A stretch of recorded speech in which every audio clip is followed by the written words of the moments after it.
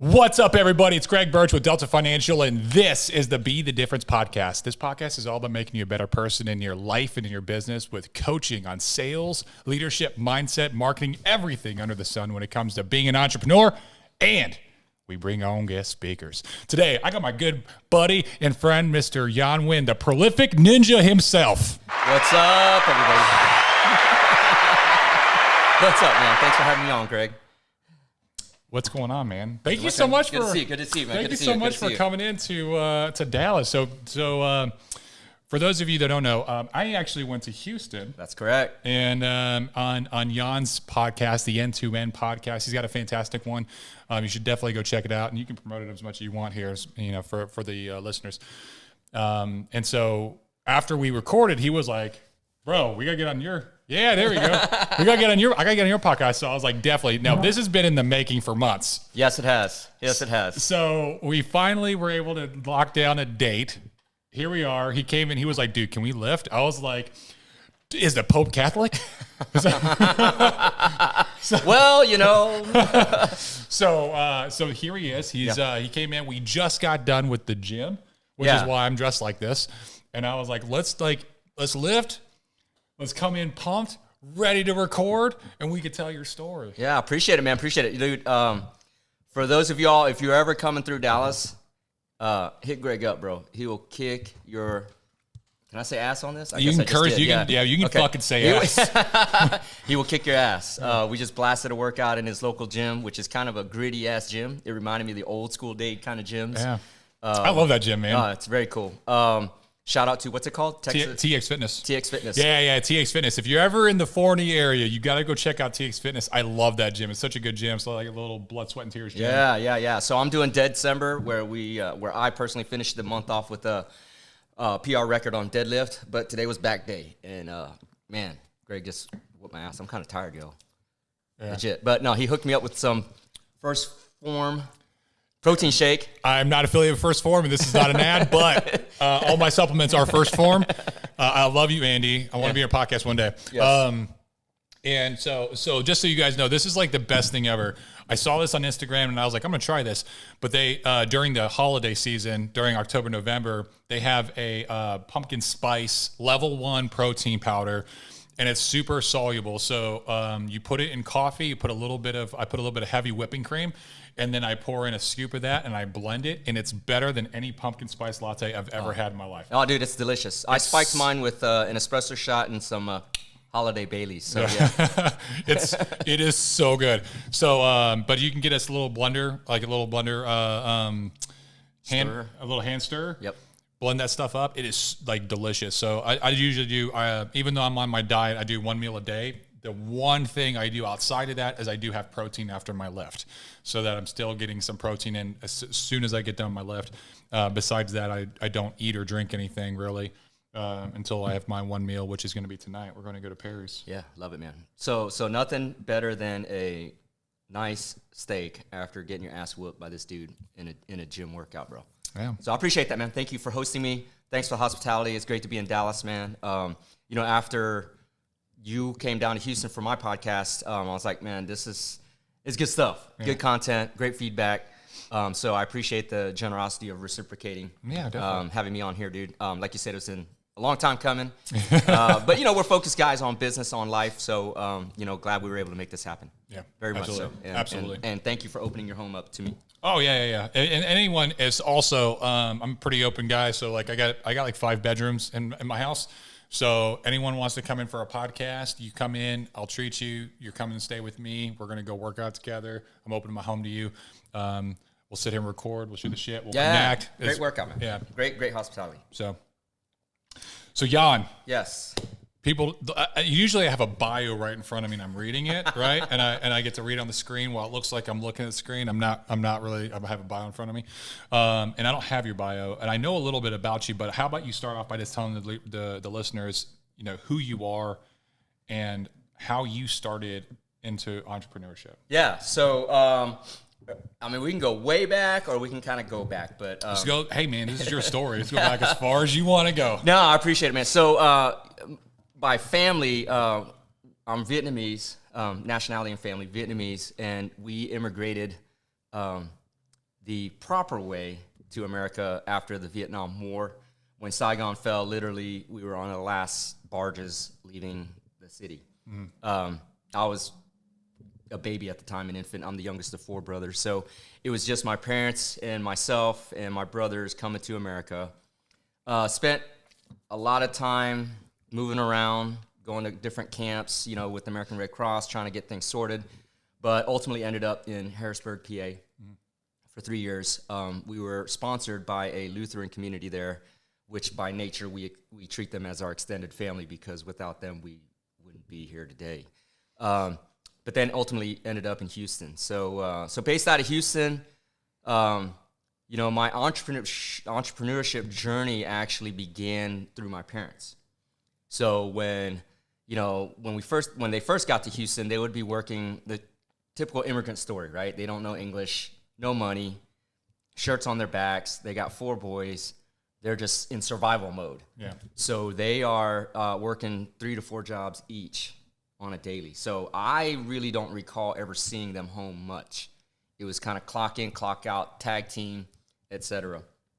So with the 4 boys, I think my oldest brother at the time was probably 8, 9 years old. Mm-hmm. And we had a uniform rule, which to enforce discipline, my parents were like, one of y'all mess up, y'all all getting the punishment, right? So we kind of kept each other in check. But if one of us messed up, we're all laying on the floor, and we're getting, back then it was either the fly swatter, the belt, the wooden spoon, whatever. So that's any unique punishments? No, that was it. Was it? No, I mean, it's kind of missing in today's youth, and I think the accountability is missing in that kind of form of discipline, because obviously corporal punishment has been pushed out the window. But I think if we brought that back, society would be a lot different and a lot more disciplined. But that's another topic. Yeah.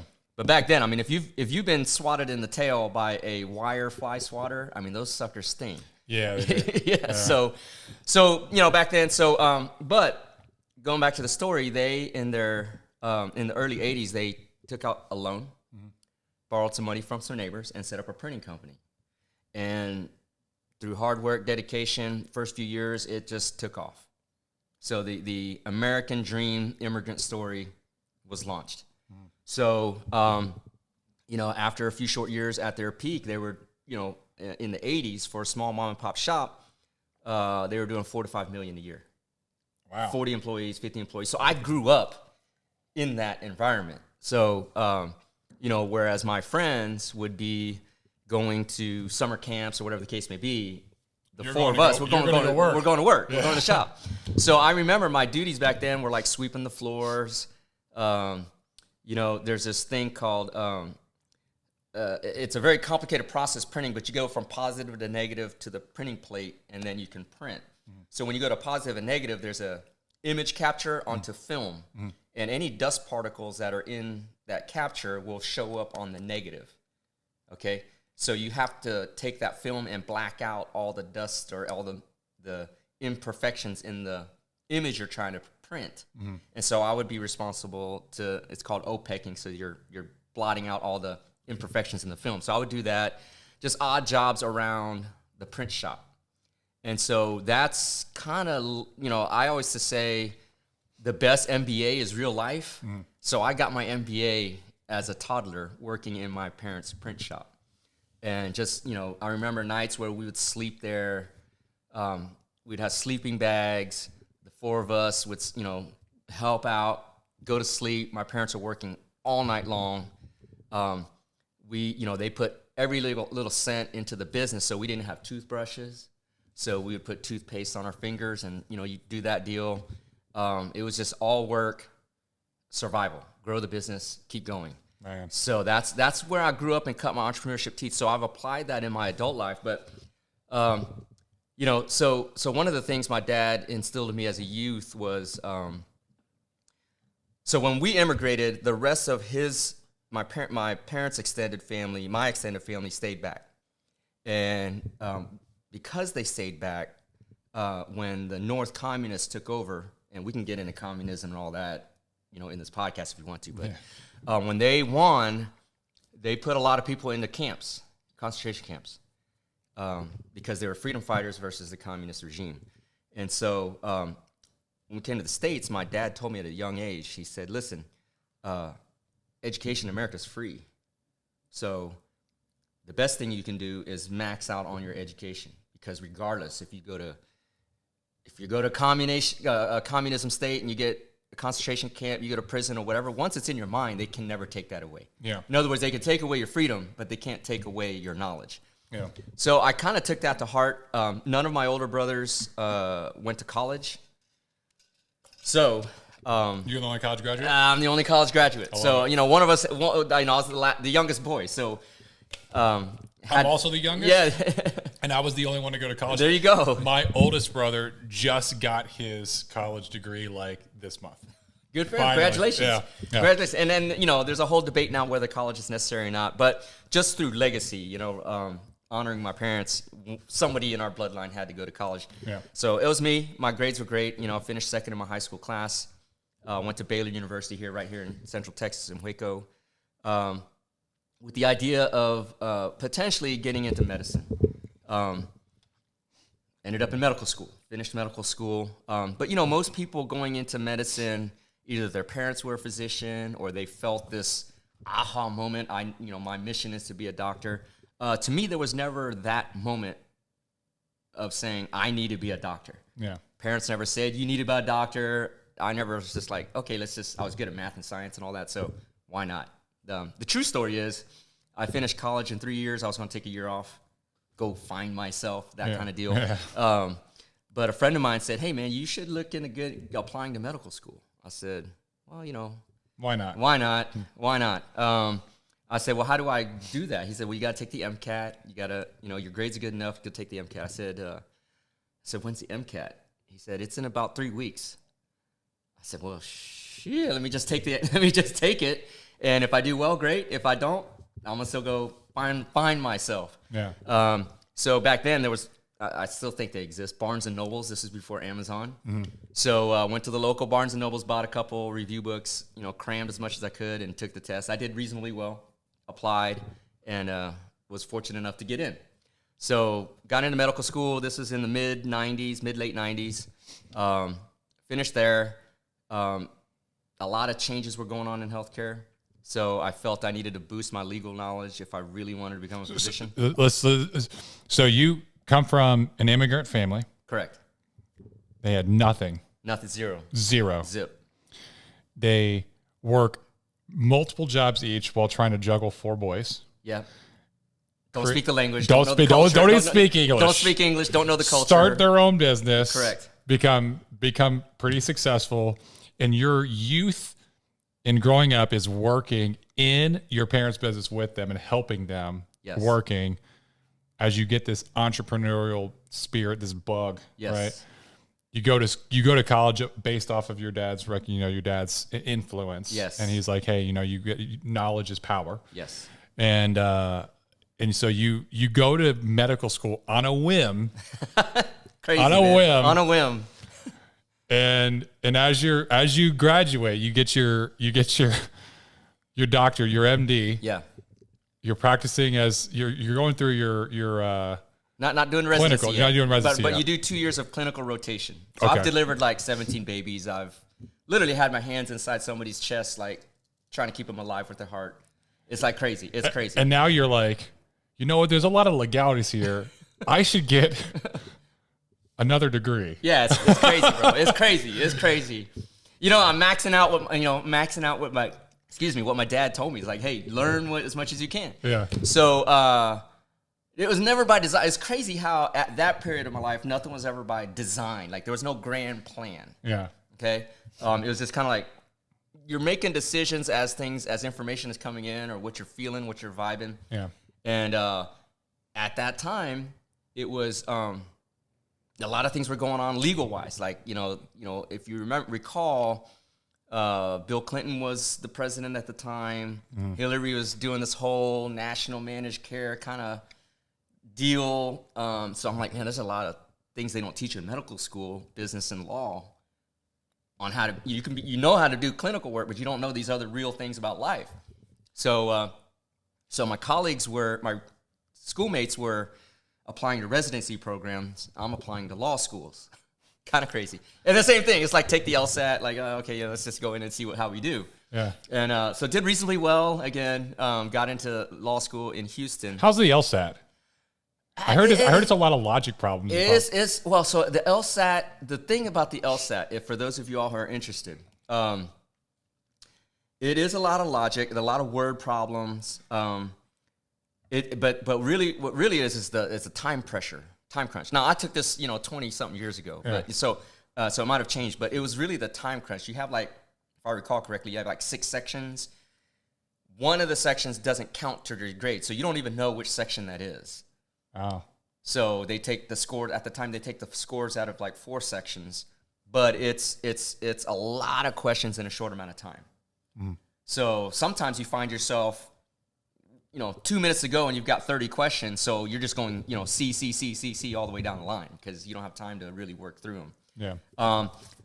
So I mean, back then it was a formula. If your GPA was good, you can do lower on the LSAT. If your GPA is low. They all put it all together into a formula on how well you did. I did reasonably well, but the difference was between the two is in medical school, it's very algorithmic. Your critical thinking is very, okay, you see these, it's very deductive reasoning. Mm-hmm. You see these clues of symptoms and now you're creating a diagnosis and you create a treatment plan around that. Mm-hmm. So it's very black and white, almost. In legal thinking, you're having to argue both sides of the same argument. So it's a lot of gray type thinking. You're there's no black and white, but you're kind of here in the middle. Yeah. So it's a completely opposite way of critical thinking. Yeah. And so, but the LSAT, to me, it was kind of a challenge because I wasn't even thinking that way going into it because I'm just finishing medical school, getting my doctorate there. So, but as we talk about this, I reflect, maybe perhaps the real reason I switched out of medicine and switched into law was because medicine, you really can't be entrepreneurial, so to speak, right? Because you're tied to your clinic. You can't go out there and learn and do all these business things. So subconsciously, I was averting away from the idea of being tied to a clinic. Yeah. Right? Now, that's not to say there aren't entrepreneurial physicians, but at the core of it, you're tied to your patients in the clinic. So you can't really be so maybe subconsciously it's man, this really isn't for me, having grown up in my family, parents' business. So, but yeah, I went to law school. I hacked kind of the hours so that I was able to get a master's in finance with overlapping degree plans. So I cut a year off of that. So I just went ahead to finish that and got a master's in finance. Was offered several jobs with top-tier law firms coming out. So these are 6-figure offers, right, in whatever, the early 2000s. And which back then it was a lot of money. It's a lot of money, especially for a kid. I mean, I'm in late 20s at this time because, whatever, going through all that school. So I'm mid-late 20s. I forget how old I am. I was. But it was you could do this. If you build 2,100 hours a year, you're going to get this type of bonus. It's significant money. Yeah. And I turned them all down.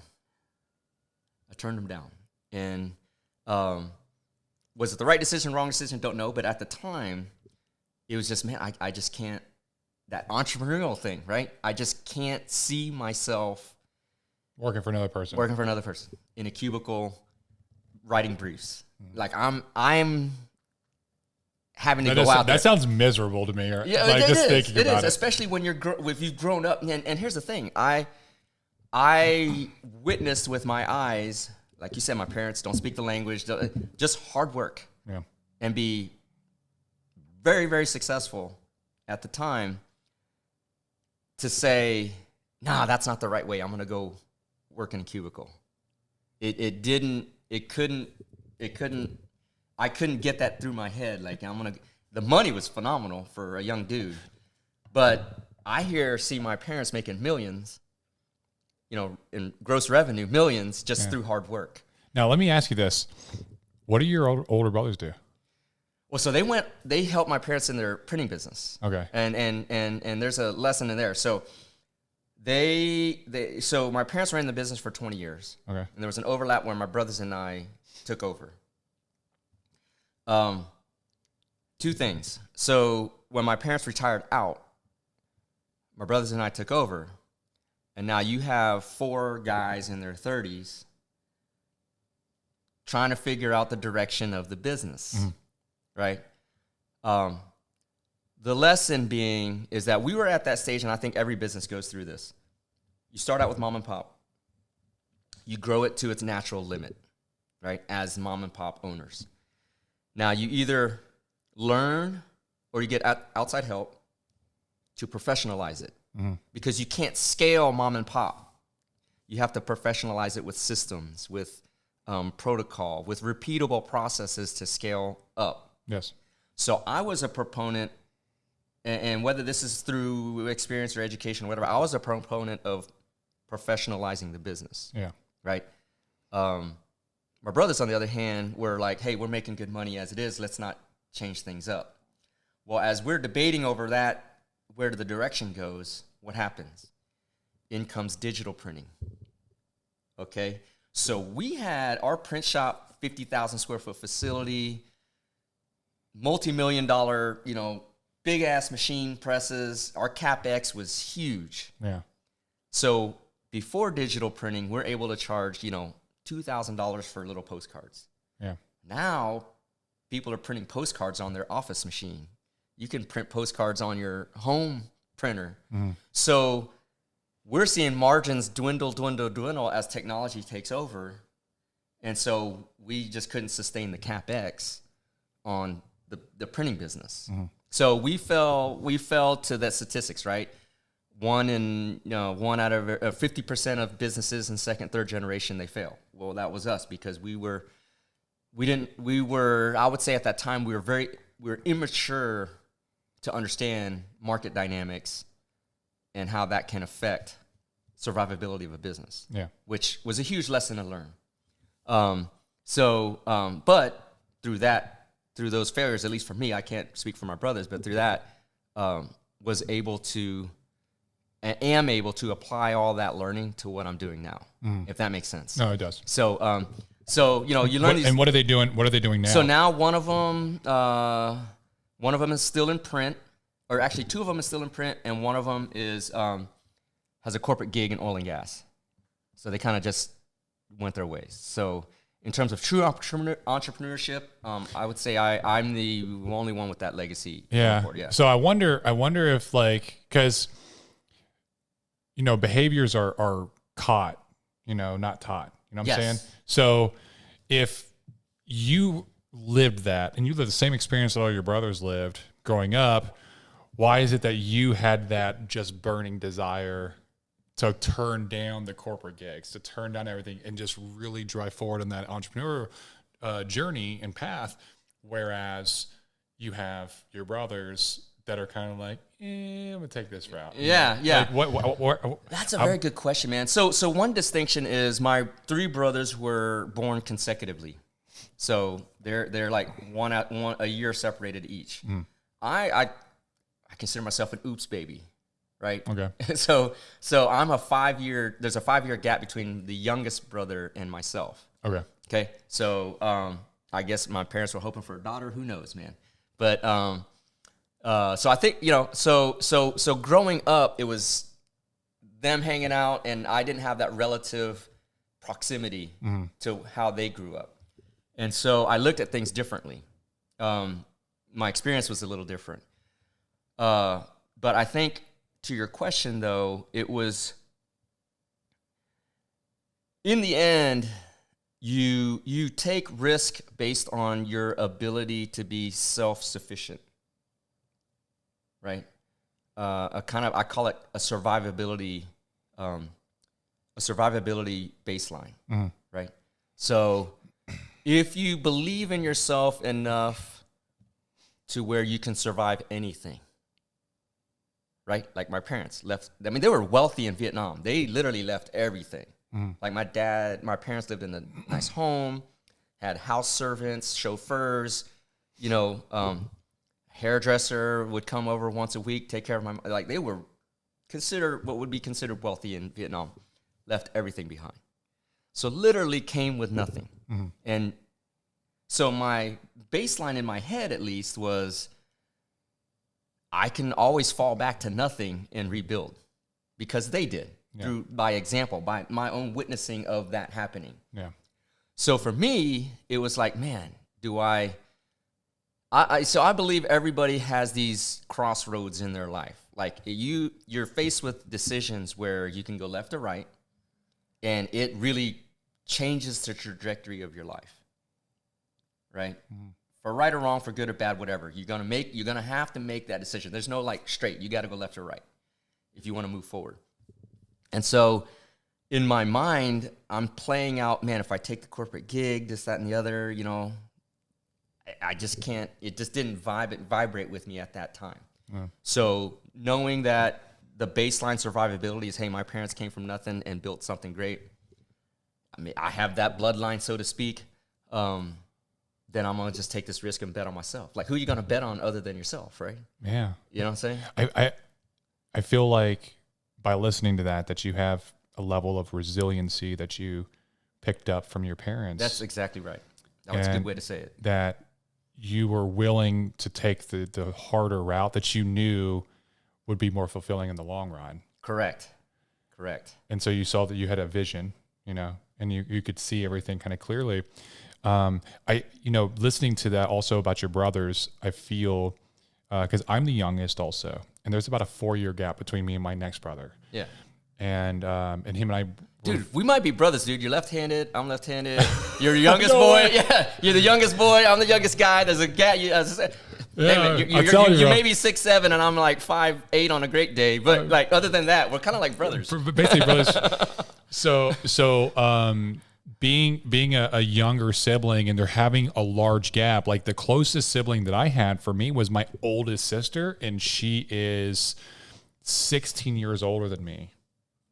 She's 15 years older than me. And the age gap, like she was like basically my second mom, and I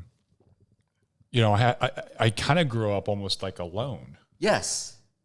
Yes. And so it made me very self-sufficient. Yes, exactly the same, bro. Very self-sufficient. And so I didn't mind marching my own path. Yeah. And doing my own thing. And it made me very, I guess, also resilient in my own sense. And so I think maybe that's the differentiator. Yeah, that's the nail on the head. Is that you have, your 3 brothers, they're all very close and they're used to having that camaraderie almost. And reliance on each other. Yep. Relying on each other. And so they're okay with going with doing a path that's reliant on somebody else's dream, but they're part of that group mentality. Yeah. Whereas you were so used to just kind of being on your own. Yeah. That's the nail on the head. So, as you state that, I mean, it is this. I mean, there's situations you got to, growing up as a toddler, playing by yourself, right? Because they're off doing older things. Yeah. Right. So you're using that imagination. You're doing these things, occupying your own time to yourself. And so I think that's it's a benefit because also you're beyond the self-reliant, you're able to imagine, and it's part of critical thinking is imagine scenarios, like imagination. You're imagining scenarios, dude, right? that's so, right? Bro. So, yeah, it's like that. You know what's funny is that people like people that get close to me, like for instance, like my boy Kevin, he'll watch me pace because I'll pace. And he'll watch me. He's like, "What are you thinking about?" Because I will talk to myself. Yeah. And I will mouth this a bit silently, and he knows that in my mind I'm playing out scenarios. Yes. And I'm literally going down pathways of each. This is going to happen. Then I'm going to do this, and they're going to do this. Nope. Then this is going to happen, and I'm going to do this. Yep. And I'm playing out like all these different scenarios, kind of like Doctor Strange. Yeah. Different multiverse. Maybe that is the multiverse, but it's all in your head, right? You're like, yeah. I do that all the time. I do that all the time. It's critical thinking, though, right? Yeah. Right? You're doing this game theory, critical thinking in your mind, playing out different scenarios on significant decisions, even small decisions. Yeah. And so I think it's a tactical advantage being able to do that. Yes. In finance, it'd be like the Monte Carlo method, right? There's worst case, best case, base case, but then in between you're applying percentages of outcomes to every different scenario, and you're picking the best option. It's kind of like in the military intelligence, we have what's called most dangerous course of action, most likely course of action. Yeah. And the most dangerous is like, hey, with their enemy's total capabilities, this is the worst thing they can do. Right. This is based on past performance. This is the most likely thing they will do. And then there's all these kind of range of things in between with percentages of what's the most likely.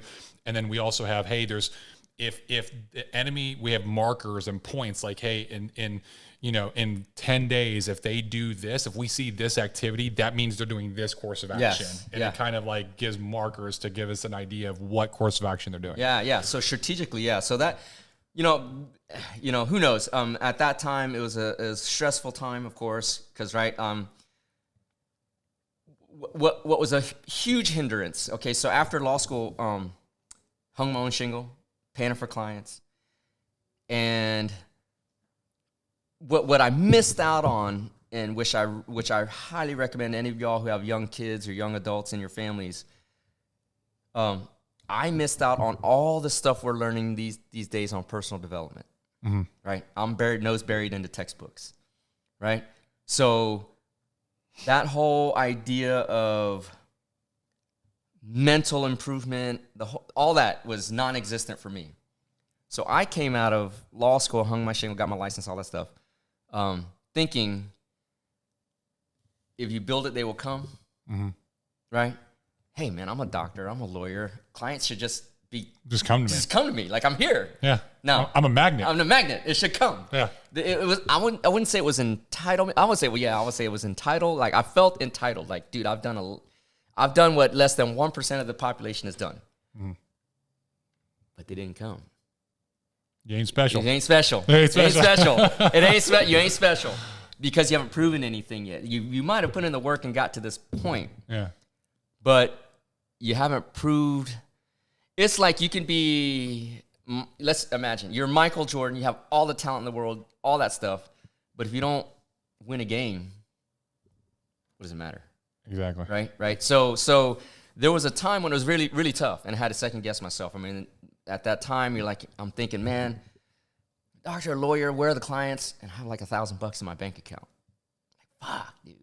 Yeah, kid on the way. All this shit, mortgage, all this stuff, car payments.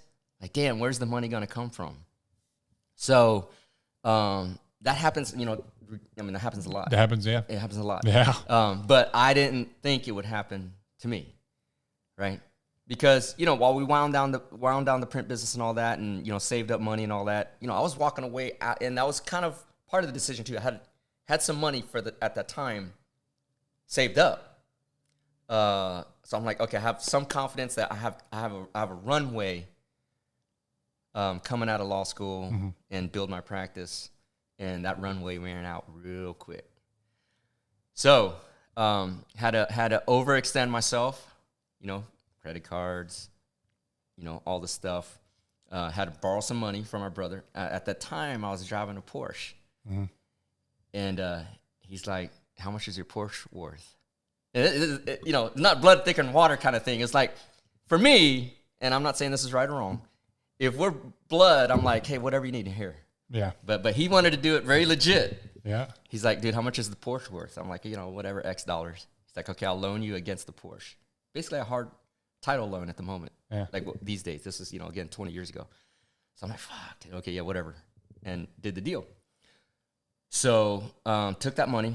I think, if I remember right, it's like 10 grand against the Porsche, and scaled up the business. So 20 years later, my main business, have a law firm in Houston, about 20 staff members. We do personal injury litigation, mass tort litigation, corporate law, healthcare law, of course, and we're 8-figure business.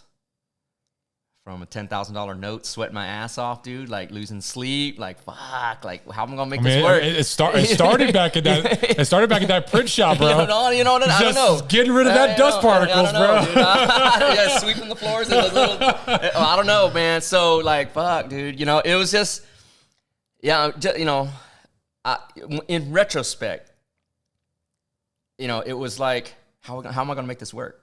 Yeah. And going back to that resiliency part, and it's just one step at a time, one step at a time, one case one client at a time. Like my initial cases in personal injury, and I didn't know what the fuck I was doing. Like literally, they teach you the law, but they don't teach you how to build a business in law. Yeah. Right. So we're doing. I don't know many. To be honest, I know people that have gotten their MBA. I don't know many programs that really teach you like entrepreneurship level. They're literally not. Literally not. It's just learned by doing. Yeah. I mean, I've taken entrepreneurship courses in college, and basically it's like write a business plan. Okay. They teach you how to write a business plan, but it's not like real world stuff. How to deal with an angry client. Yeah. How to deal, when your back is against the wall. How do you maneuver? How do you outmaneuver competition? There's none of that, right? It doesn't exist. School of hard knocks, bro. It's the best MBA is real life, bro. Like I like to say, I get kids coming up these days a lot asking me, what do you think about this? How should I go to college and all that? I'm like, the best college is the real world. Like, but you got to be willing to put yourself out there. Yeah. But at the time, man, like building the law practice, I mean, we were doing fender benders, parking lot kind of collisions, and like, celebrating a $500 settlement checks. Now we're getting like $1 million settlements. So, it's just brick by brick, literally brick by brick. And I go back to, I may butcher this story, but there's a story about, 2 bricklayers and they're tasked with building a massive wall. One of the bricklayers is just angry, upset, complaining all the time. His work sucks. My job sucks. And the other bricklayer comes to work happy. He's happy all day long. Mm-hmm. Over the course of time, the angry guy looks at the other guy and says, man, why are you so happy all the time? All we got to do is lay bricks and this work sucks. And the guy's like, well, you might look at it as sucking, but I look at it as all I need to do is place each brick as perfectly as I can, one at a time. And if I do that, the wall's going to be beautiful, right? I may be butchering the story, but the idea is just do each step as best and perfectly as you can each time, and the result will come. So you basically instead of trying to look at when you like, I got to build this big ass wall. Yeah, you don't look at the whole project of like, man, I got to get this wall done, and it becomes daunting, and then you're so overwhelmed with the enormity of the project that you end up quitting before you even start because of like you're trying to look so far ahead. Instead, just be like, I'm just going to come in and lay one brick. Yes. I'm just going to lay one brick at a time as perfectly as I can, and then you do that every single day consistently. Yes. Because the lesson there is that when you become an entrepreneur, when you start a journey of personal development and self-discovery and chasing, I mean, life really is, I heard a quote the other day, and life is it's chasing the most ideal version of yourself. Mm-hmm. You're constantly trying to become the most ideal version of yourself. And when you look at it from that perspective, it's not like, oh, I'm going to be an entrepreneur and I got to build this big business and that's all this stuff. It's like, I'm going to be an entrepreneur for the rest of my life. Yes.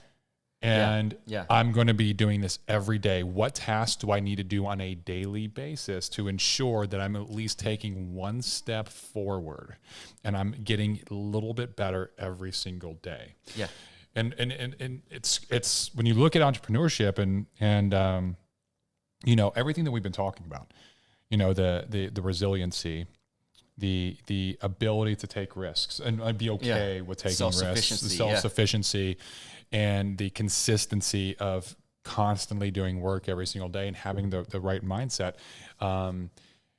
It's the people that want to go into entrepreneurship and they see it the wrong way, and the reason why they fail has all that has to do with is like the mindset and the lens in which they view the world. Yes. Yeah. And well, I think people want to look at the end result. Yeah. They want to see the flashy car. They think it's just snap your fingers and it's there. And it's not. And they don't see that it's that consistent work every single day. Yeah. That sucks. But you got to look at it as you got to enjoy it. You got to enjoy it. It's part of the process. And you're understanding you're trying to be the best you can be. Yep. Every single moment of the day.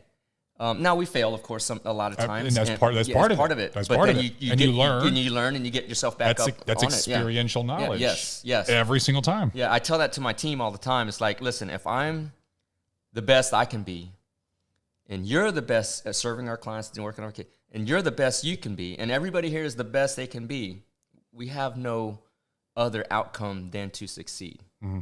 Right? Success is just inherent. But if you're slacking and you're slacking and I'm putting in 50%, then failure is a bigger option. Yeah. Right? Yeah. So man, it's crazy. I'm getting like chills and stuff talking about this stuff. It's crazy. So I'm in that whole personal development journey late in my life, but it's been monumental. That's the one thing about COVID that really helped out was because it wasn't as busy. We kept our offices open the entire time, but it wasn't as busy. So I was able to start looking into personal development, get on a 75 hard. And that's the benefit of 75 hard, right? You're doing those 5 tasks every single day. There's something beautiful about 5 tasks. Just 5 tasks. Because there's a couple other programs I've seen. And you know Sean, you ever heard of Sean Acor? I have not, but I guess I should. So no offense, Sean Acor. So he's a psychologist. He's also an author. He's a positive psychologist, and he has a TED Talk. And so I saw this. His TED Talk is in February 2012, and I saw it when I was in command in the military still in 2014. And in this TED Talk, he talks about the power of positivity. And he talks about and he tells a story about how when he was a kid, him and his sister are playing on top bunk, and his parents are taking a nap, and he's a little bit older than his sister, and parents tell him, hey, play nice with your sister, we're going to take a nap. And they start fighting about her Barbies and his G.I. Joe, and they end up wrestling, and she falls off the bunk. And she lands, and he's like, when she lands on like all fours. And he knows, he's like in that split moment, he's like, my little child mind is like, oh my God, if she starts crying, mom and dad are coming here and I'm going to get in trouble, blah, blah, blah. And so he says, and so I did the only thing that my child mind could think of at that time. And I say, I'm like, hey, and I remember his sister's name. I was like, hey, Lacey, do you know what you just did? You just landed on all fours. No human being can do that. That must mean you're a unicorn. And so and it's like at that moment, he was like, my little sister, Lacey, would love nothing more than to be Lacey the unicorn instead of Lacey the girl with the broken leg who just broke it. And it's like, and so he was like, and it was unfair because her little tiny 4-year-old mind, the positivity won out. And so she just pranced right on up to the top bunk with a broken leg, with all the grace of a baby unicorn. But it's the mind over all that. It's the mind. And so, and he was like, what we didn't realize at that tender age is the power of positivity. And he talks about how he posits that with a positive mindset operates 33% more efficiently than a mindset that's negative, neutral, or stressed. Okay. And they actually did tests to show that when you actually have a positive mind, it helps doctors give a more accurate, what is the word I'm looking for? Diagnosis. No, more accurate diagnosis, and they're more accurate in their surgeries. It helps salespeople sell better. It helps people become more resilient. Yeah. It helps productivity in the workplace skyrocket. Yeah. There's all these different sure there's neurochemical releases that causes you to think in a different pattern. Absolutely. Absolutely. Yeah.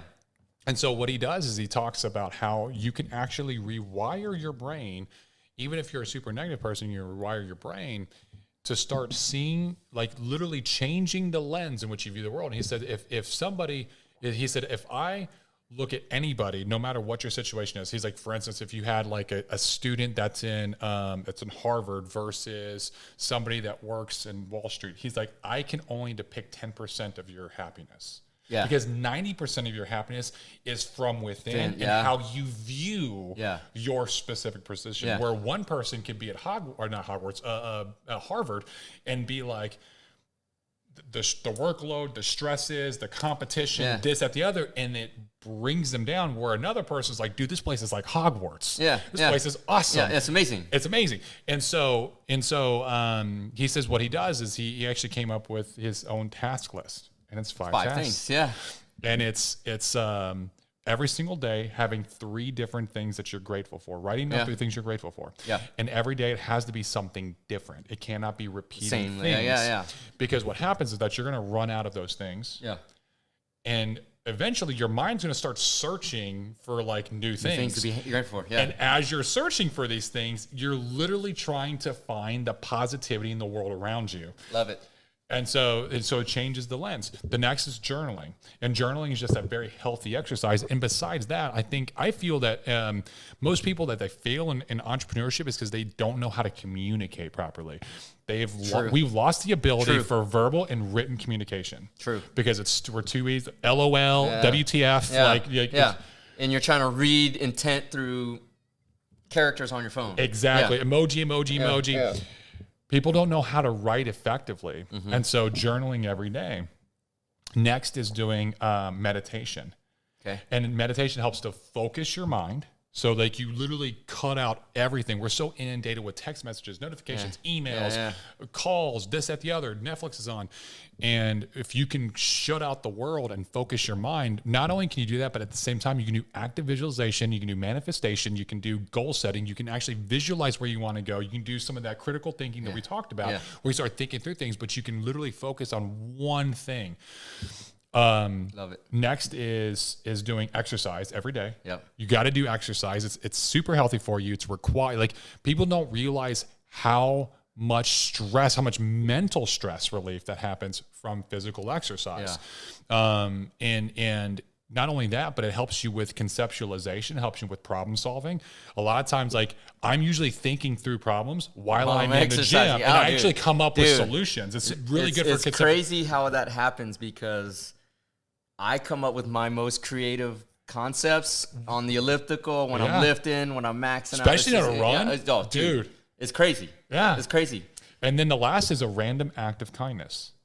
Taking time to be in service of another person, even if it's as simple as like sending somebody a handwritten note just to say thank you for something, or to go out of your way to tell a coworker or somebody you know to say, hey, I noticed you did this and I really think that was awesome. I just wanted to let you know that I appreciated that. Yeah. And it doesn't cost you anything, but it means the world to those people. Yeah. Well, it's a great point because offering gratitude, I think scientifically releases the most amount of neurotransmitters of happiness. Yeah. Right. Yeah. But all that you described, I think it leads me back to a major reason why I couldn't become a physician, which is today's medicine is you come in, let's say, other than surgery and cancer stuff, you come in with a chronic condition and it's instantly, here's some drugs. Here's a script. Here's a script.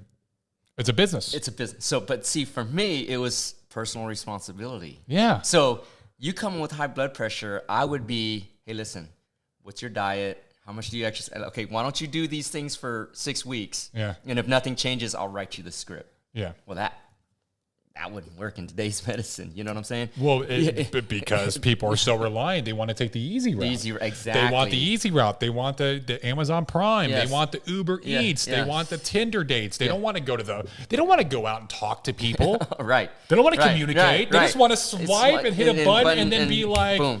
Yeah. Netflix and chill. Yeah. No.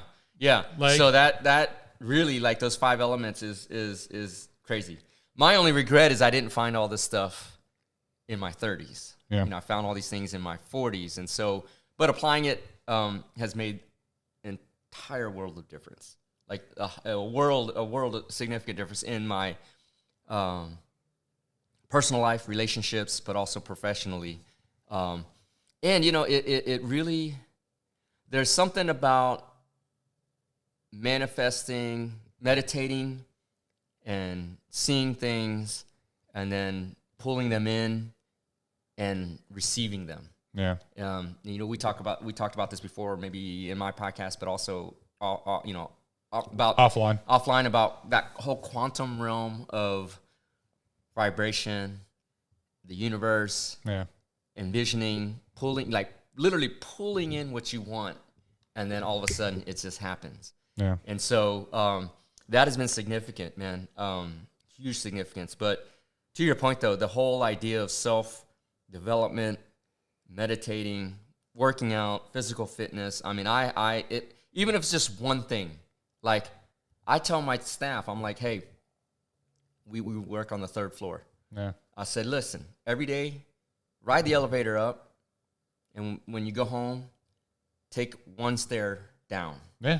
To the 2nd floor, and then take the elevator down to the first floor. Take the stairs. Rory Vaden. Take the stairs down. Rory Vaden. Yeah, it's not even up. It's walking down the stairs. Yeah.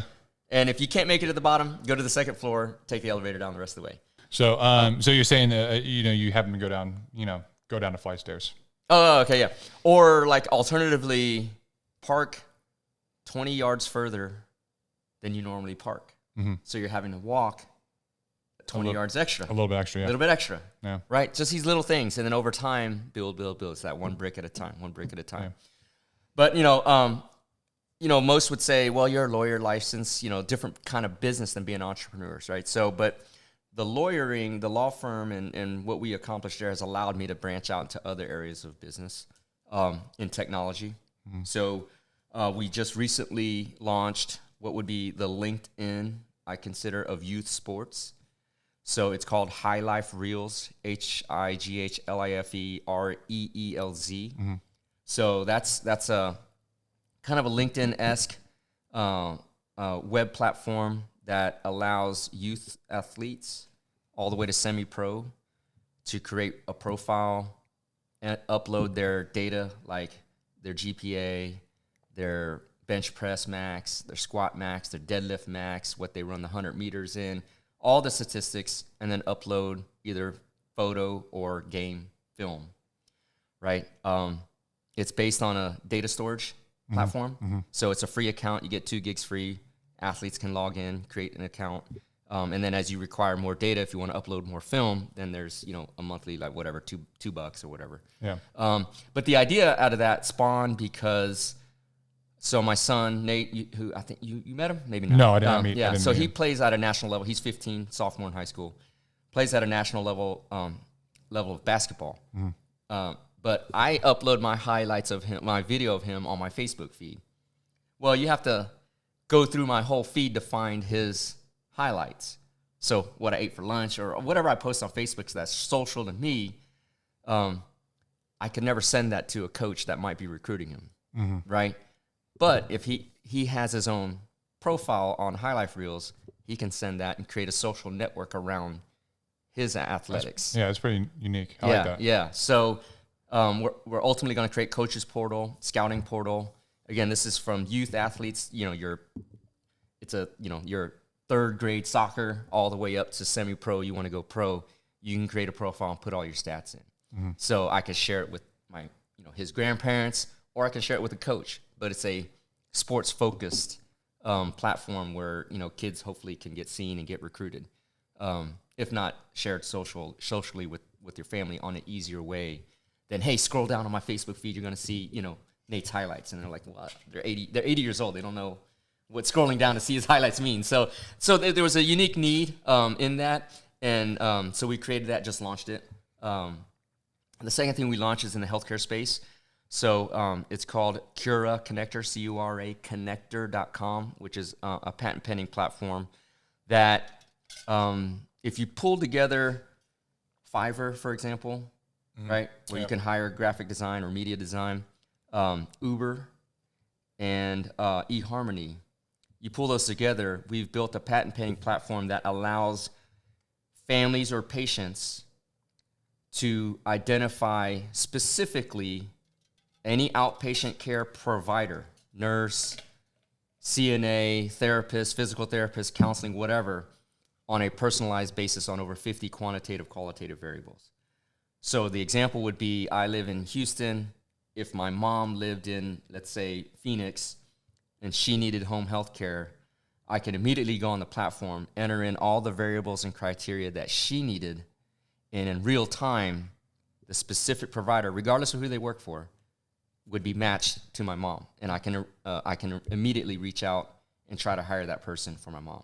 So It's a robust platform. We're just launched that. And so with the idea with all these baby boomers, it's a time savings and efficiency thing for what I would call the sandwich generation, which is guys like us, right? We've taken care of our kids, but then we also ultimately will have to take care of our parents. Yeah. So for time efficiency, I would rather get onto a platform and find somebody that meets as close as possible to what my parents' needs are without having to call companies and saying, hey, ABC Home Health, do you have somebody that could take care of my mom? And I'm looking for, you know what I'm saying? So it's a real-time platform, digital platform that we just launched. And so we're doing a lot of beta testing, refining the processes, and hoping to take that thing nationwide. So it's allowed opportunities to be entrepreneurial outside of my law practice, which goes back to, it's kind of full circle back to how I grew up, seeing my parents being entrepreneurs. And so, it's kind of, I think I get this question a lot, which is, why do you do all the crazy shit you do? Like, what is the motivating factor? And it's taken a lot of soul searching. I don't think that I've answered that question yet, but I think it's what's missing in today's culture, which is honoring our ancestral legacy, right? Okay.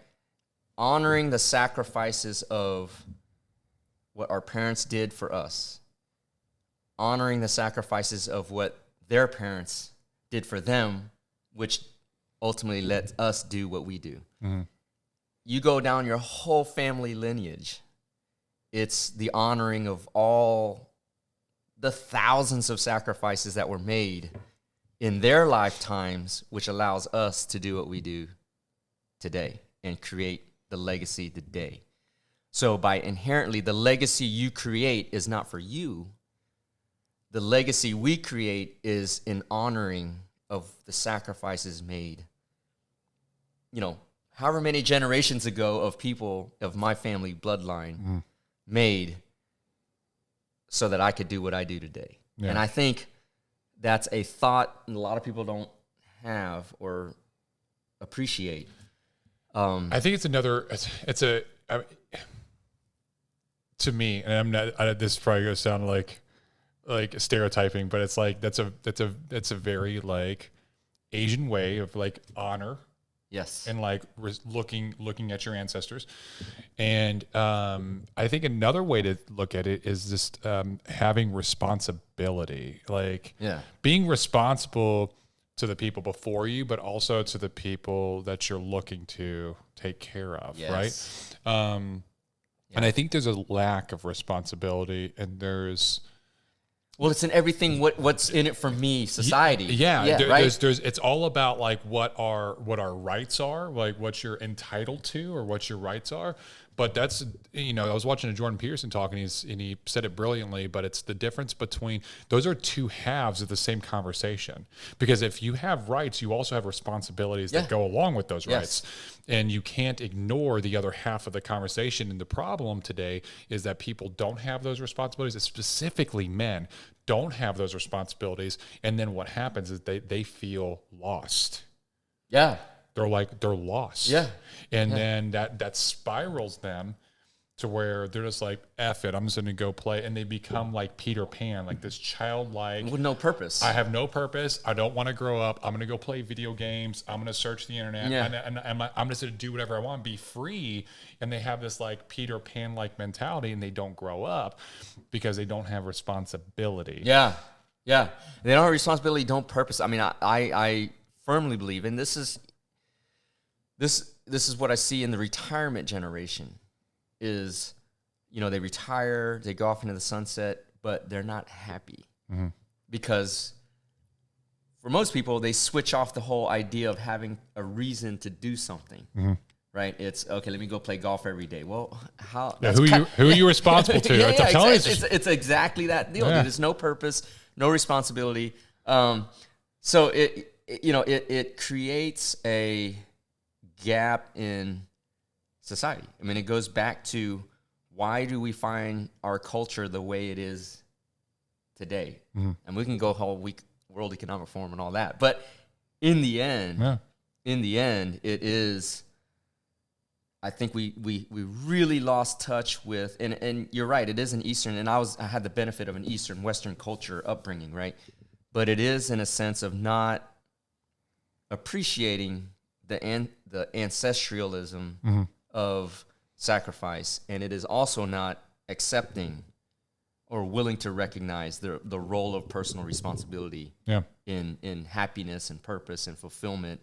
And so you end up wandering aimlessly through life, which is a depressing way to live. Yes, yeah, Right? It is. It causes depression, anxiety. Yeah. You have health issues that are now becoming rampant with people. The opioid pandemic is getting worse. Yes. People are on more depression and anxiety medication than ever before in the history of the planet. Yeah. And you wonder why this is all happening. And it's because people like it's almost like with everything that's going on, and now we're starting to get political, everything that's going on with society, with technology, with the media, it is the intentional deconstruction of our national identity, of who we are as people, of like where we came from. Yeah. And when you look at it, when you really like put the pieces together and follow the breadcrumbs, what you see is like this has been intentional for decades. Yes. And now we're at a place where people are, we've almost been brought up through the last 20 plus years to be lazier, to play video games, to have things easy, to take the cheat code and like, Shortcuts. Let's hey man, don't worry about going grocery shopping. We'll have someone to bring it to your door, kind of stuff. Which don't make it wrong. This is very convenient. Yeah. You're right. Sometimes you need it. But it shouldn't be a habit, right? There's no magic pills. Like, hey, just do 2-minute apps. Yeah. Like, eat what you want, do 2-minute apps. Like, no. This shit doesn't exist. No. And there's no magic pill that's going to allow you to do whatever the hell you want to do, but then also take it and then have the body you want to have and like try to be an Instagram model. And then you have these people on Instagram, they're saying that, and they're basically hoodwinking the other bunch of carpetbaggers. They're trying to take your money. And everyone's feeding into the same narrative. Yes. And they're capitalizing on each other. Yes. And it's like this frenzy. I would go so far as to say it's not just the deconstruction of our national identity and culture. It's deconstructing what it means to be the essence of a human. Yeah. We're not designed to be sloths. No. We're not designed to not care about each other. We're not designed to be isolationists, right? Humans are social beings. If you go back to, if you believe in evolution, if you go back to, hunter-gatherers, we were meant to hunt and be active and go after it because it was survival.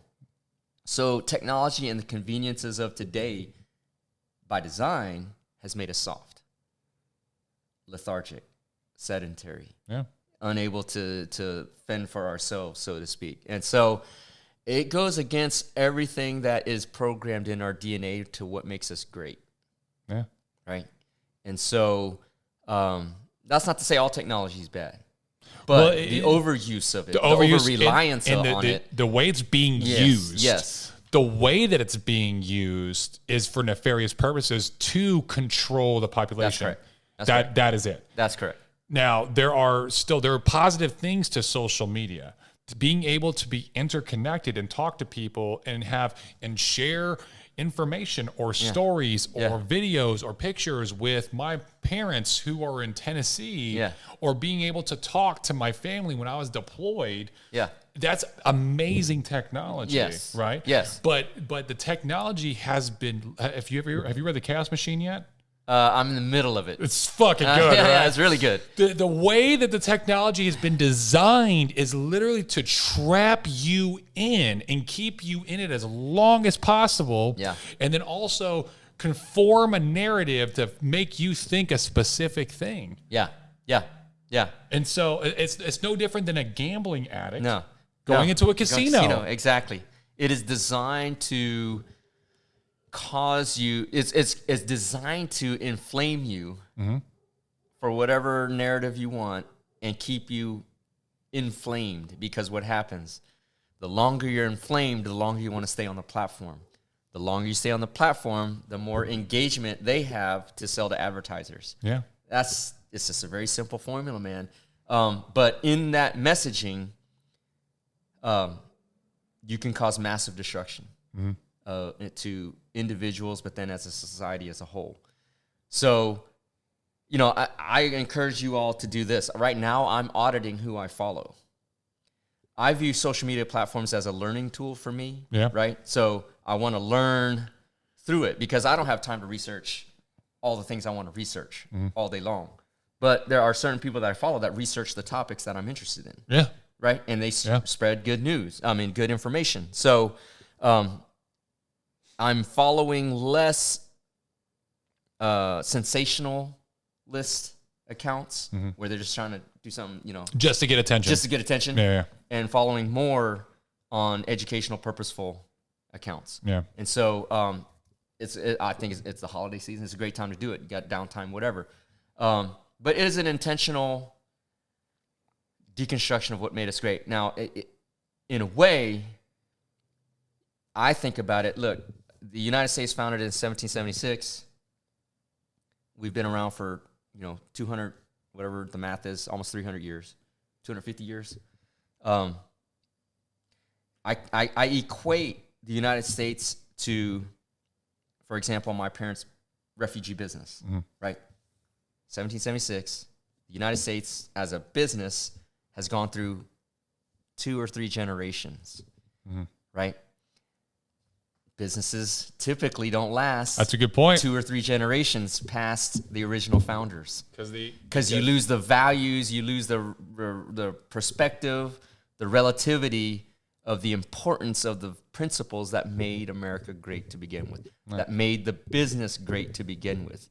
So literally, we are on the 3rd, 4th, 5th generation of Americans, and we have lost a lot of what made us great. Lost what made the founding of America great, that first 1 or 2 generations. Yeah. And that's why you see the immigrants who are coming into the country today legally, who are escaping communism, literally, are the ones at the forefront leading the entrepreneurship values that made America great. Yeah. Right? I have a lot of, where I live in Houston, a lot of Venezuelan, Brazilian, Cuban type immigrants who are very successful entrepreneurs because they know they have that relative perspective of what communism really is like.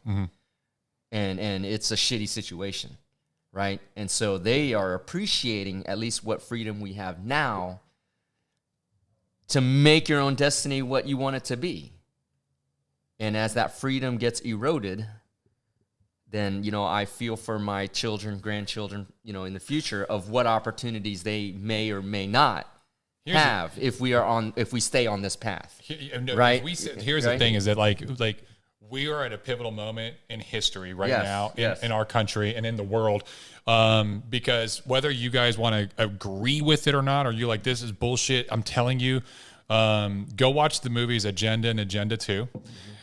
We have been infiltrated by communist and communism. It is here. Our entire political system is infiltrated by communism. They are working in conjunction with the World Economic Forum. If you tie every single person that's part of the World Economic Forum, you actually see that they have ties going all the way back to communism, back to the original Communist Party. And they are putting their plans out in open. Like they tell you, they're trying to do the depopulation of the planet. They are trying to do that, and they're very open about it. Everyone's just like, "Oh, that's crazy!" It's just like they're watching a movie. This is actually real shit, and I'm not trying to scare anybody. And I know we're getting into some political shit. This is the first time we've ever done this, but the fact of the matter is that the reason why we have such weak males, the reason that we have people that are going around, they're trying to get you to call a man a woman and a woman and a man, the reason why there's Not calling you. They're teaching our kids. They're teaching our kids to do this, right? Like they're literally teaching kids in schools right now, Elementary schools, about doing sex changes. Like this is ridiculous. Yeah. That this is all going on. The defunding of the police, right? The sending massive amounts of money to Ukraine for what fucking reason? Yeah. Why are we doing anything with Ukraine? Well, besides the fact that there's labs there that were owned by the U.S. where it was shown that we actually created the COVID virus at. Let's like, and like all of this has already been coming out. Like, look at the Twitter files that Elon's doing. Yeah. The election was stolen. It's being proven right now. Yeah. You know, the Hunter Biden laptop shows that they were legit. It's legit. And they were getting money from China and Ukraine. FTX. Like all this stuff is coming out. And when you look at it, you'll see that all of these things, the social media, the way they're playing together, the way they're trying to get everybody to just kind of look the other way. Oh, and by the way, you have this new technology. You have Meta. You can just go live in the metaverse, right? It is the intentional deconstruction of entrepreneurship, of small businesses, self-sufficiency. Yeah, like self-reliance, all that stuff. Self-reliance, like and just for the record, Greg, you're not suicidal, right? Yeah. in case they come after you, bro. Yeah. I'm wearing my tinfoil hat, and I listen to a lot of Andy, obviously, but dude, I just heard the other day the Pentagon just fifth audit that can't account for $2 trillion that they failed. They can't account for $2 trillion. The fifth Where audit. did the money go? Where did your money go? This is your money, by the way. And by the way, like we pay over 50% taxes, and then state taxes, and then taxed on your food, and then sales tax, and then oh, by the way, you got property tax in Texas, at least, yeah. Like it doesn't end. Like we are oppressed right now. By the way, it's crazy. Well, here's the thing, man. Like, people think. People would suggest that the overtaking of a country is through military means, right? No. Like Red Dawn, right? Yeah. They're gonna fly in, and there's this troops are gonna land, and then we're gonna have to fight, and if we lose, we end up being a communist state. The reality is, and this is through experience with my parents and understanding how it went down in Vietnam, is it is an infiltration. Mm-hmm. It's a subtle frog boiling in water. You know, you put the frog in water and you slowly raise the heat. It'll think nothing of it until it's boiled and dead. Mm-hmm. And that is what's happening. Yeah. Right? Now, if you can destabilize, it's not a deconstruction, it's a destabilization of the values that makes America great. If you destabilize it, and basically cause everyone to be demoralized to the point where they give up, right? Now you can come in with what? The solution. Yep. But to get the solution, I'm going to give you a piece of bread because you're starving, but then you got to do what I say. Yeah. It's as simple as that. Like literally it is simple as that. But look at the food prices. Look at the food prices. Yeah, in a grand scheme of things. So, destabilize what? The economy, destabilize the energy, destabilize the healthcare, destabilize education. They've already made everyone addicted to healthcare. Everyone's already addicted to healthcare. The pill. Yeah. So everybody's the more and more we get destabilized, it's like Jack Welch at GE had this philosophy. Every year, they would cull the workforce of the lowest 10% performers. So they've got 10,000 employees. They evaluate everybody, and the lowest 1,000 get cut off, and they hire new 1,000. In a way, it is destabilizing the country such that as time goes on, people give up, right? The 10% give up, rely on the government. Yeah. Destabilize more. Yeah. The next 10%, got to go rely on the government. Destabilize more. The next 10%. So over time, the reliance on the government is growing. Yeah. Right. Because then they can keep increasing taxes. Taxes are just going up. Right. And then soon they're going to own all your money, Right. and they're going to own everything that you own. Yeah. And they're going to be like, here, this is what you get, and you'll take it. Yeah. And oh, by the way, here's your meta glasses. Go live in the metaverse and just take these pills. Yeah. Or we're gonna take all your money. So the how to counteract that is all these self-development principles. Yeah. Right? Do the 75 hard. Just try. Self-reliance, self-fulfillment, personal excellence, high standards, high moral standards, high all of this stuff that makes America great. Discipline, Discipline, hard work, grit, resiliency, persistence, consistency, all these things. That's kind of really the last line of defense. Yeah, it is.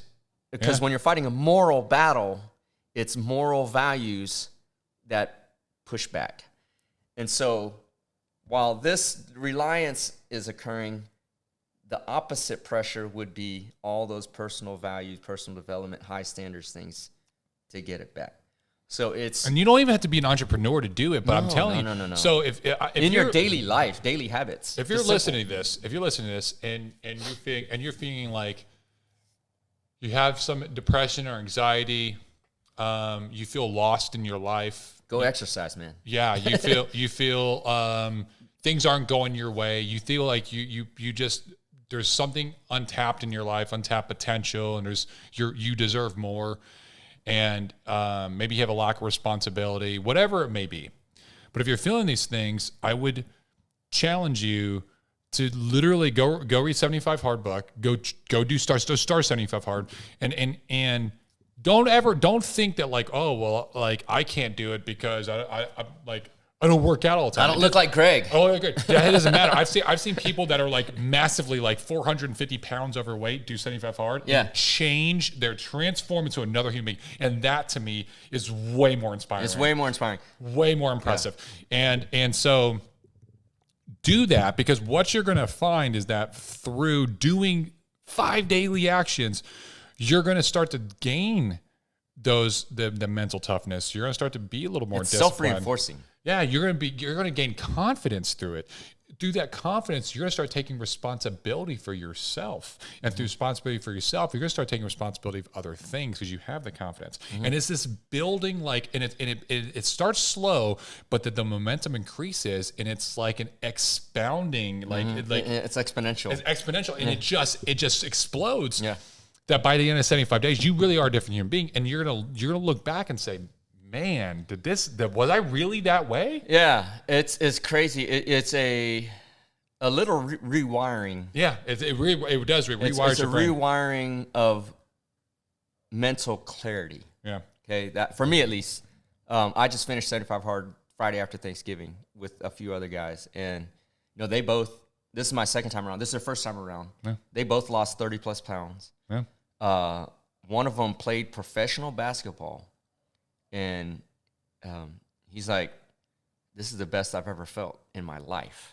I'm telling you. It's crazy. I'm telling you. It's crazy. The last phase, when you read the book, the last phase of 75 Hard is God mode. It's definitely, yeah. And you really do feel like invincible. You're like, I can do anything. It's crazy. Like your mind is so sharp, and you're just like, I can do anything. Yeah. And you just attack every single thing. And you view the world differently. Yeah. Because I think in the end, when you're faced with a decision after you finish 75 Hard, when you're faced with a hard decision, and you may subconsciously be like, I'm scared to do that. Yeah. You go back to rely on what you've accomplished. Yep. Right? It's like, what is it? Goggins' cookie jar. Yeah. And it's, well, shit, I just finished one of the hardest things I've ever done. A human can do. Yeah. So this means nothing. Like, let me just attack this like I attacked 75 Hard. Yeah. Right? No compromise, all that. So, but that is the way to bring back a way, but I think it's because the way. it takes away the reliance on the government, the reliance on medication. I can tell you, like I am diagnosed PTSD. I was on escitalopram for anxiety and depression, and I completely came off all of my meds when I went through 75 That's hard. crazy. I didn't know that. Yeah. So I don't take any more meds. I've been on ever since I did 75 hard back in 2021. By the time I finished, I felt so amazing that I just like, I don't need these. I stopped taking them. I have not taken them since. That's crazy good. And I feel fantastic. That's crazy good. That's really good, man. Good Whereas for you. my anxiety before, my anxiety would like fluctuate throughout the day. Certain things would just be like, I would literally feel myself like, I got to step out of this situation. Like hyperventilating, just like, going crazy. I'm going to, like, if one more thing happens, I'm going to like, and it was like a cup overflowing. And when that happened, I didn't blow up. I would regress. I would like regress into myself. I would become very depressed. I would like become reclusive. I was like, get away from me. Like, and I would just go be myself, and I would spiral down. What you're saying is you would start turning green and become the Incredible Hulk. So, you know, I have had zero anxiety and depression issues ever since then because I've completely taken control of my mindset. That's what it is. I've taken complete control of it. So. I go back to, and we can get in that quantum realm or whatever, but you literally change your vibration. Yeah. Of how you vibrate relative to the universe. Yes. Going through this process, sloth, all these whatever negativity vibrates at a different frequency in the astrophysical realm than positive. Yes. Right? It literally, you're changing. Yes, you're changing from this slow, low density vibration over time to this super high frequency, clear, positive vibration through the course of this process. Yeah. And when you vibrate at that level, it's kind of crazy. You attract the same exact energy. It's like a magnet. Yeah, it's a magnet. You're attracting the exact same energy. You'll find that through this process, you get surrounded by like-minded individuals, high value, high vibrating individuals. Your ideas and thoughts now become high vibrational, high value, high achieving thoughts. And then you convert your actions into high value, high positivity, high outcome actions. Yeah. And you have no choice. So it's not a sacrifice. It's a transformation. It's a transformation, but it's an investment into yourself. It's a higher level being, right? And this goes back to the first comment I said, probably 30 minutes ago now. Your life, you are constantly chasing the most ideal version of yourself. Yeah. And this is the investment to do so. Yeah. Like you are literally becoming the best version of yourself over time and increasing your potential. Because every single time that you do something that's challenging, you stretch out to go reach that potential. And through the process, you increase performance metrics. Yeah. You get better, you get smarter, you get stronger, you get faster, you increase your potential. And what happens is that every single time you do that, your potential pushes out further. Yeah. Well, I like to relate it to this whole personal development journey is in moments of stress, you fall back to your highest, most recent baseline. Mm-hmm. Because in stressful times, and I equate this to Nate's basketball, you put in the reps, not because you have to put in the reps. You put in the reps because you're elevating your baseline every time. Yeah. So when it's game time, when the pressure's on, you don't have time to think. Everything is instinctual. It's reaction, action, reaction, quick. So in the stress moments, if your baseline is here, you're going to revert to this here. Yeah. If you're putting in the reps, putting in the work, and you increase your baseline, now in moments of stress, you're falling only to here. Exactly. And that's what's going to allow you to win. Yeah. Right? And then it's about winning. There's no... Life is about winning. It's a competitive life. Yeah, life is a competition. Life is a competition. So this self-development, what's helped me over the last, 3-4 years, literally. Like I thought I was a high achiever before. I'm looking at the next 20 years saying, dude, there's nothing I can't achieve. I can't achieve. Yeah. Only out of the self-development work that I recently discovered over COVID over the last 2 to 3 years, which is kind of crazy to me because I would never have guessed that there was this next elevation of my life. Another plane, another plateau that I can reach, and then another one after that. Yeah. Being, in my 40s now, I'm thinking, man, before all this, I'm thinking, man, this is it. This is where we're at. Like this, I'm just going to coast into old age at this level. All of a sudden, it just opened up. And I'm thinking, man, there's like, shit, let's just do the next thing. Let's go. Because, again, everything is now, for me personally, is vibrating at a whole different frequency. Yeah. Of attraction, of performance, of whatever. So, it's crazy, man. It's crazy. I personally, I feel the journey's just started. I have this definition of success for myself, and I'm not even scratched the surface. Which most people would say, "Hey, man, you're successful, dude. You got all this stuff." It's like not even started for me. Whether I'm right or wrong, who knows? But I know, I feel, and I know and believe that they're like this. It's just getting started. It's about to this. I don't want to jinx it, man, but I'm telling you, bro. like it's crazy. Dude. Hey, man. There's a quote. I think it's Buddha. It's as a man thinks, so is he, or so he is, or something like that. But it's basically like whatever you think in your mind, that is what you become. Yes. So you're sitting here like, oh, I have all these things. You're thinking these things. That is what you will become. Yeah. If you're sitting there thinking like, oh, woe is me, my girlfriend broke up with me, and my life sucks. I can't catch a break. You're never gonna catch a break. I can't get that promotion that I think I deserve, but I'm not working for it. So, like. No shit. Yeah. That's all you're thinking about. That's all you're thinking about. That's all you're thinking about. Like, right? Yeah. I mean, that goes back to, a lot of things, bro. Goes back to a lot of things. It's all time, man. It's the universe. It's time for you. The uni. It's time for you. The one. It's the universe. Yeah. Ladies and gentlemen, the prolific ninja. There's a reason that he's called the prolific ninja. Nah. This is the longest podcast we've ever had. Is an hour and a half. Holy shit. I know, right? We're just sitting chatting. Yeah. Might be a part 2. There's definitely going to be a part 2 because, I mean, dude, we were just scratching the surface there at the end. And we can sit here and talk about this shit all night. Day. We have a dinner reservation that I'm going to go treat him to somewhere in Dallas. Yes. We got to get ready. But this has been a fantastic time talking. There was sun outside, and now it's dark. Yes. Like it's sun setting right now. But this has been fantastic. The Prolific Ninja, go check out the End-to-End podcast. Yeah. Okay, it's going to be in the show notes.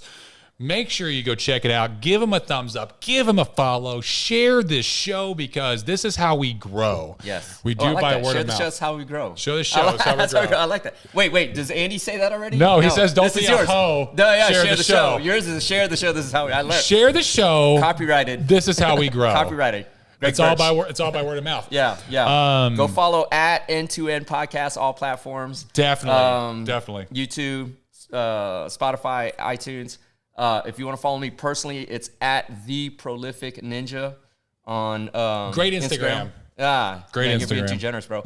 Over there, you'll find my law firm and some other things. But man, this has been fun, dude. This has long been fun. overdue. Long overdue. I can't wait for the steak after this guy kicked my ass at the gym, bro. Oh, dude. And if you're ever in Dallas, please do look him up. He's a great host. Hospitality's been phenomenal. House is great. It's been good, man. Really good. This has been the Be the Difference podcast. I'm your host, Greg Birch. Until next time, deuces. We'll see you. Peace.